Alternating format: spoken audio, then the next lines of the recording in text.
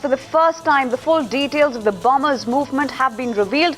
Times Now has in fact accessed the CCTV footage which captures the moments before and after these blasts. Let's get in our reporters in on this. We've got Pooja standing by with us, Anusha joining us on the show. We've also got Nikhil who's joining us with more details on this. Anusha, I'll come to you first. We have been talking about how crucial the CCTV footage is going to be as far as investigations are concerned.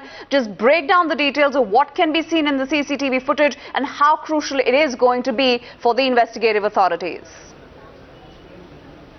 Well, the investigating authorities, especially the NIA, has laid their hands upon two CCTV footage that they collected, one from the BJP office and another from an apartment here in Malleshwaram. The CCTV footage that has been taken from the BJP office shows a few seconds right after the blast. What happened right after the blast? We can see people running helter-skelter. There was a huge explosion and people are confused, afraid of not understanding what exactly happened, and they are just running helter-skelter. Another footage that was taken from one of the apartments from which overlooks the accident spot shows a vehicle, a two-wheeler being pushed by an individual to that particular spot. Let's remember that this is a two-wheeler which exploded, causing this huge massive accident, a huge massive incident, drawing the attention not just of the police, not just of Bengalurians, but also the entire nation. Stay on with us, Anusha. Let's get Nikhil in on this. Nikhil, we have been also talking about the possibility of the involvement of the terror module of the Indian Mujahideen. Just break down the details. Given the use of the IED, all fingers, all needle of suspicion pointing towards this militant outfit as of now. The composition of the explosive, the way the entire blast was really carried out, and the modus operandi more or less points towards the working style of Indian Mujahideen. And there have been reports in the recent past as to how there were intense planning in place to bring about terror acts in the south. Dilsukh Nagar was one such instance where two explosions came about, and here we are looking at another incident just barely a few meters away from the BJP office in Malleshwaram, Bangalore. As far as getting cracking on this particular case is concerned, there are doubts now. There have been a few evidences lapped up by the investigating authorities here, which includes the agencies like NIA, CFSL, CCB, and of course the post-blast investigation team. But the question is, when there were a few vehicles that caught fire earlier in the day, the Fire Force Department was called in, and as a knee-jerk reaction, they went on firing water cannon at the vehicles that were engulfed in flames, and that perhaps could have washed off many evidences or at least scattered them. I have with me Vicky Nanjappa to tell us more about it. We were discussing about this just a few minutes ago. Fire Force Department coming in, using water cannons, washing away the evidence. Don't you think it is already an impediment in the investigation? Yes, that's true. I would draw an inference to the 13/7 blast of Bombay, where there was no issue with the fire being doused, but there were heavy rains. So investigators had to literally go and fetch the water which is drained into the gutters to pick up that little bit of evidence what was available. Now what the mistake which I found is there was a teething hurry to sit and wash the place. So it needs a proper expert to douse a fire, and it is extremely essential that you have to preserve the evidence. So an agency like the NIA has got a data bank back in Delhi where they have instances of this kind of evidence which they have created a data bank. This is the primary reason why the NIA was set up. So if they have to go back, now they're going to be lacking in a lot of data. Sharpenel, and they have found a timer device and things like that. These are hardly this is also one part of it, but I wouldn't say that the entire evidence is there, because they were in a teething hurry to kind of wash up the spot, and I don't know why they've done that. Well, the impact of the blast was not really magnanimous, to speak. And the target also, the place where the bomb was planted, is not an ideal terror target if you go by the book. It's not an ideal terror target. What does that tell?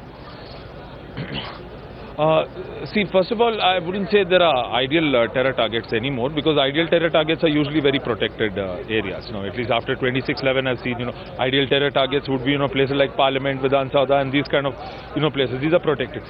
So what tends to happen is they are going to target any other place, and one more thing is it is definitely an ideal terror target because it's such an important office, you know, the BJP office here. So it is, you know, one part of it. But I wouldn't say an ideal terror target, you know, is what terrorist groups are targeting these days. Because, you know, wherever there's lack security, that is where they target. But the BJP office is definitely a target. What do you think of the impact of the blast itself? It was not to the extent of a blast per se. Yeah. It's caused a scare. There's no doubt. And was that the idea? Was that yes, definitely. As I said earlier itself, you know, it was to create a sensation. It was to cause a scare.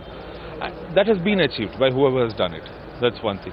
So in the sense, and of course, yes, it's woken up the police force a great deal also now. So they're going to be on their toes now. Well, over the last few weeks, we've seen continuous and constant presence of the police here because of the election-related activities and the very presence of BJP office. The man who's come by, the CCTV footage shows this, the man who's come by leaves the bike roughly about 10:15, 10:20, and 12 or 13 minutes later the explosion comes about, right? And he has understood the topography and the presence of the security personnel here. Does the study tell you that? He definitely, I mean, if he's going to spend 15 minutes out here after parking the bomb-laden bike, then he's a man who knows the area very well. That's one thing. What I've ideally noticed, I mean, it's a little confusing when I see, you know, if you draw an inference back to Dilsukh Nagar, you know, when there's a visit by a police commissioner to the Shirdi temple, you know, forced them to withdraw that spot. But this man was, you know, pretty confident of the whole setup, and at least now they said that, you know, he spent a good 8 to 12 minutes standing here. 10:15 the bike was parked, and he's waited around for some time, and I mean, it's definitely gone off with a timer device. There's no cell phone which has triggered it off or something. He's waited there for around 8 to 10 minutes, and then he's gone 10:40 the blast takes off. So it, you know, I don't know, the thing is, it's either someone who's very, you know, very professional. That's one thing, because definitely the presence of police has not deterred him. Or he was 100% sure that there's no one looking at him. So, you know, these kind of things has gone into that. That's the composition of the explosive itself speaks that it was a reduced impact. You were talking about how this is a grade 2 explosive. Speak us more into that. Okay. See, the thing is, what they have found now at the moment is the traces of ammonium nitrate. There's an IED, that's an improvised explosive device, and then it was attached to a timer. That is a digital clock. Now, the thing is, the fact that it was a 2-kilo bomb. That's one thing.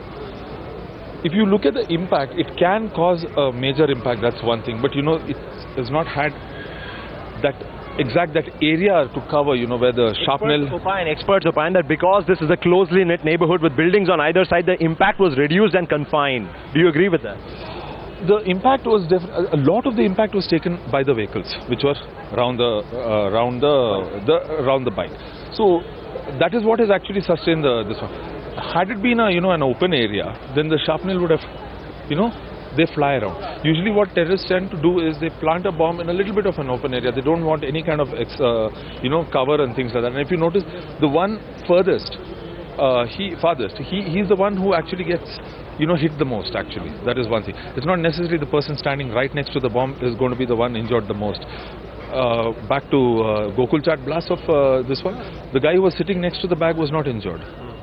But you know, people about 10-15 meters away, they are the ones who lost their lives at the end of it. Right, there you heard it. Vicky Nanjappa talking about how this is a grade 2 blast. Perhaps restricting factors like the vehicles parked right next to the bike sustained or absorbed most of its impact, which perhaps played a role in reducing the number of people who were injured. At the end of it, 16 people left injured. Back to you.